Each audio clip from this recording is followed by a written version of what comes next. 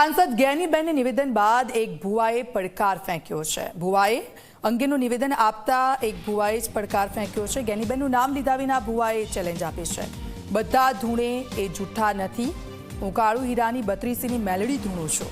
રાધનપુર, ભાભર, દિયોદર, સુઈગામમાં મારી 5000 બાધા છે। તમામ ડોક્ટર કે તમારા જેટલા નેતા હોય એમને લાવો, બીજી વખત બોલો તો વિચારીને બોલજો। હાલ તો નામ લીધા વગર બોલું છું, પછી નામ લઈને બોલીશ। મહત્વનું છે કે થોડા દિવસ અગાઉ થરાદમાં જ્ઞાનીબેન ઠાકોરે ભુવાઓ અંગે નિવેદન કર્યું હતું। ઠાકોર સમાજના સંમેલનમાં તેમણે લોકોને ભુવાઓથી દૂર રહેવાની અપીલ કરી હતી। તેમણે કહ્યું હતું કે ભુવાની વાતમાં ફસાશો તો બરબાદ થઈ જશો, એટલે ભુવા પાસે જતા નહીં। જ્ઞાનીબેનના આ નિવેદન બાદ જ આ ભુવાએ જ્ઞાનીબેનને પડકાર ફેંક્યો છે।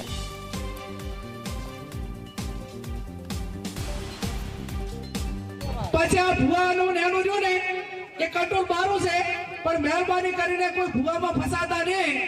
તમારું જે કર્મ છે એનું ઈ જ અગત્યનું છે। જેવું કર્મ કરશો એવું ભોગવશો, અને એવા તમને ભ્રમમાં ઘાલશે કે તમને આર્થિક બરબાદ કરશે, સામાજિક બરબાદ કરશે, કુટુંબમાં બરબાદી લાવશે, અને એવી વેમ ઘાલશે તો આખો પરિવાર વેરવિખેર કરશે। એટલે મહેરબાની કરીને કોઈ પણ પ્રકારનું દખ હોય તો ડોક્ટરને બતાવવું, હગાવાલાને બતાવવું, એને વાત કરવાની। કોઈ પણ હકામણ હોય તો વાત કરવાની। 5 જણા મિત્રોને કહેવાનું, પણ ચાહે અંધશ્રદ્ધામાં આવવાનું ને।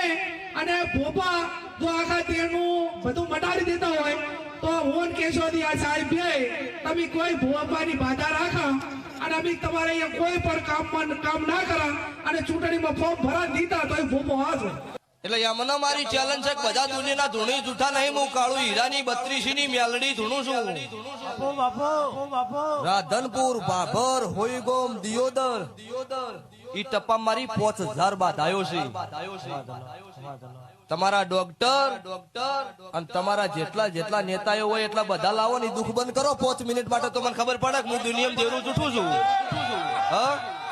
અને આજે સભાવાળો ત્યારવાડા તેર અડકાય છે ની દાડો કોઈ ડોક્ટર કે કોઈ દુનિયાના કેવા વાળો કોઈ પૂછવા વાળો નતું। દાડો ઠાકોરના તેર સભાવાળો અડકાય થયેલો ફરતા દાડો હું છોડાવનારી મેલડી છું। એટલે બીજી વખત બોલવું તો વિચાર કરીને બોલો ને, ખુલ્લી માર્કેટે નોમ લઈને બોલીશ। આજ નોમ વગર બોલું છું એટલે નોમ વગર।